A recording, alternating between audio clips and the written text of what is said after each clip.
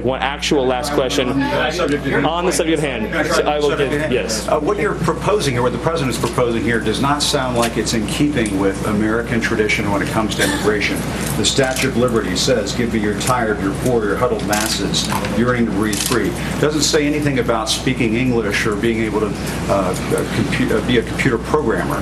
Aren't you trying to change what it means to be an immigrant coming into this country? If you're telling them you have to speak English, can't people learn how to speak English when they get here? Well, first of all, right now it's a requirement that to be naturalized you have to speak English. So the notion that speaking English wouldn't be a part of our immigration systems would be actually very ahistorical. Secondly, I don't want to get off into a whole thing about history here, but the Statue of Liberty is a symbol of liberty enlightening the world. It's a symbol of American liberty lighting the world. The poem that you're referring to that was added later is not actually part of the original Statue of Liberty, but more fundamentally, the history, but more fundamentally, the history. That does not represent. I'm saying that the notion. I'm saying the notion that I'm saying the notion. Stephen, I'm sorry. No, Jim, let me ask you a question. That sounds like some National Park revisionism. No, what I'm asking you is. The Statue of Liberty has always been let me ask you a question. of hope to the world. Jim, for people to send. Do you believe people to this country? And they're not always going to speak English, Stephen. They're not always going to be highly skilled. They're not always going to be. Jim, I appreciate your speech. Jim, I appreciate your speech, so let's talk about this. It was a modest. Jim, let's talk about this.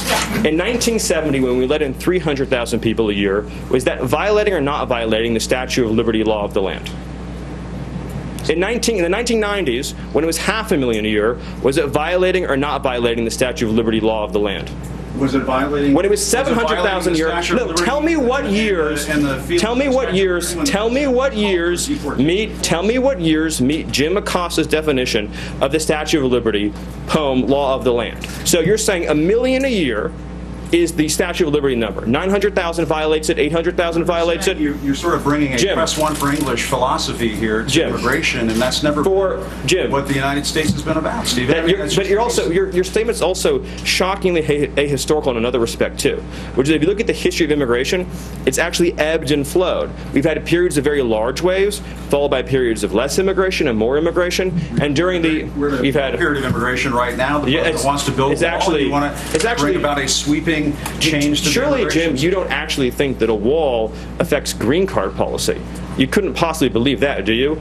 Actually, the notion that you actually think immigration is at a historic law, the foreign-born population in the United States today, with the new chief of staff on Monday talking about how border crossings. Do you really? I want to be serious, Jim. Do you really at CNN not know the difference between green card policy and illegal immigration? Sir, you really don't know that? Cuban immigrant. He came to this country in 1962, right before the Cuban Missile Crisis, and obtained a green card. Yes, people who immigrate to this country can eventually. People who immigrate to this country not through Ellis Island, Jim, as a factual question, ways do obtain a green card at some point. They do it through a lot of hard work, and yes, they may learn English as a second language later on in life. So, but this whole notion of, well, they could learn, they have to learn English before they get to the United States. Are we just going to bring in people from Great Britain and Australia?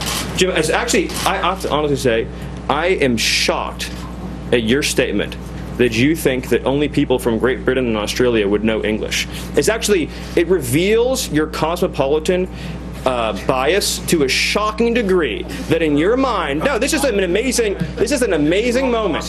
This is an amazing moment that you think only people from Great Britain or Australia would speak English is so insulting to millions of hardworking immigrants who do speak English from all over the world. Jim, have you honestly never met an immigrant from another country who speaks English outside of Great Britain and Australia? Is that your personal experience? Of course there are people who come. But that's not what you said, and it shows your cosmopolitan bias. And I just want to say, it sounds like you're trying to engineer the racial and ethnic flow of people into this country. Jim, that is one of the most outrageous, insulting, ignorant, and foolish things you've ever said. And for you, that's still a really the notion that you think that this is a racist bill is so wrong and so insulting. Jim, the reality is that the foreign-born population into our country has quadrupled since 1970. That's a fact. It's been mostly driven by green card policy.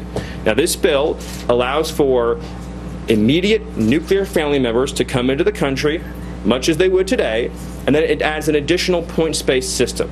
The people who've been hurt the most, the people who've been hurt the most by the policy you're advocating are what policy am I advocating? Apparently just unfettered, uncontrolled migration. The people who've been hurt the most by the policy. What you're doing is for the people who've been hurt the most by the policy that you're. The people who've been hurt the most by the policy you're advocating are immigrant workers and minority workers and African American workers and Hispanic workers. Are you targeting the African American community? Now you brought it up again. You said you wanted to have a conversation and not target. Is it going to be a target? This is what we want to do. Using the African American community, are you going to target? I'm not trying to be funny. Right, and I know what you're saying. What you're saying is 100% correct. Thank you. We want to help unemployed African Americans in this country and unemployed workers of all backgrounds get jobs. And insinuations like Jim made, trying to ascribe nefarious motives to a compassion immigration measure designed to help newcomers and current arrivals alike, is wrong.